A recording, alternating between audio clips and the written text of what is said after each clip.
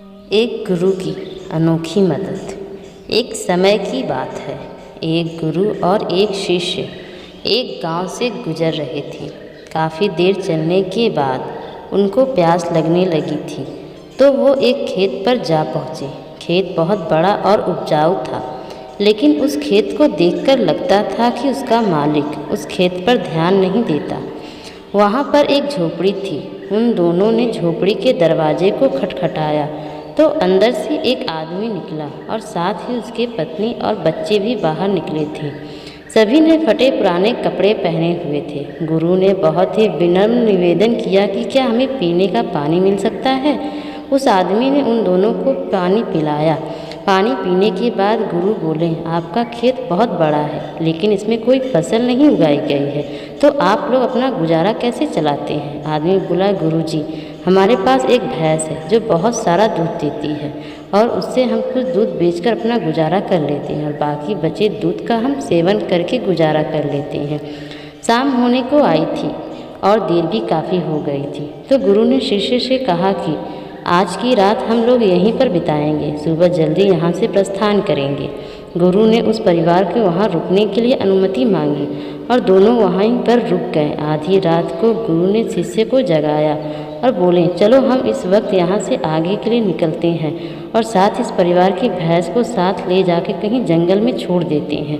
शिष्य को अपने गुरु की इस बात का आश्चर्य हुआ, क्योंकि जिस गुरु ने उसे सही मार्ग पे चलना सिखाया था, आज वही गुरु किसी के साथ बुरा करने को बोल रहे थे।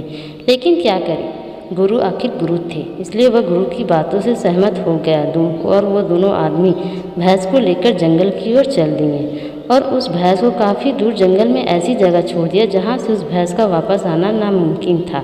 इस घटना के बाद शिष्य का मन बेचैन सा रहने लगा और लगभग 10-11 वर्ष बाद जब वह बड़ा गुरु बन गया था, तो उसने सोचा क्यों न उस आदमी से मिलने जाए और उसकी कुछ आर्थिक मदद की जाए, जिससे कि उस दिन की गई गलती को सुधारा जा सके।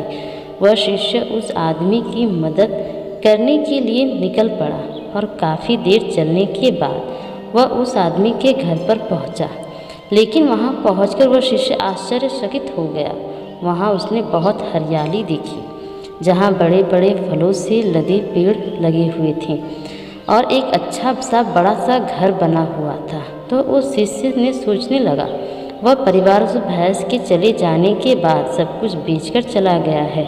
शिष्य यह सोचकर जाने लगा, तभी उसने उस आदमी को देखा और बोला, शायद आप मुझे नहीं जानते, लेकिन मैं आपको यहाँ पर कई साल पहले मेरे गुरु के साथ आया था। उस आदमी ने मायूसी के साथ बोला, हाँ जी, कैसे भूल सकता हूँ उस दिन को। आप बिना बताए ही यहाँ से चले गए थे और साथ ही उस दिन हमारी भैंस भी न जाने कहाँ चली गई और आज तक वापस नहीं आई। काफ़ी दिनों तक हम इसी बात को लेकर परेशान रहने लगे और समझ में नहीं आ रहा था कि क्या करना चाहिए, लेकिन जीने के लिए कुछ न कुछ काम तो करना ही था।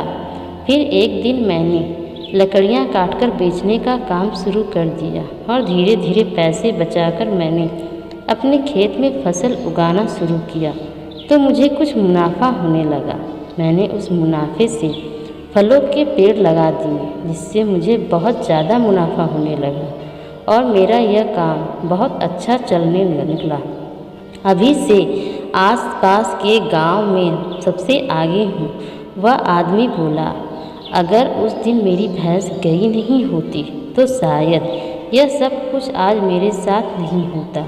उसी के कारण मैं कोई और काम नहीं करना चाहता था। जब वह भैंस चली गई तभी मेरे कुछ नया करने के लिए सोचा और आज उसका नतीजा मेरे सामने है।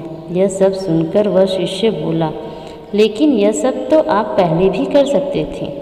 आदमी ने कहा, हाँ बिल्कुल कर सकता था, लेकिन उस समय मेरा काम बिना मेहनत किए ही चल रहा था और मुझे कभी लगा भी नहीं कि मैं यह काम करने में सक्षम भी हूँ, इसलिए मैंने कभी कुछ अलग करने की कोशिश ही नहीं की।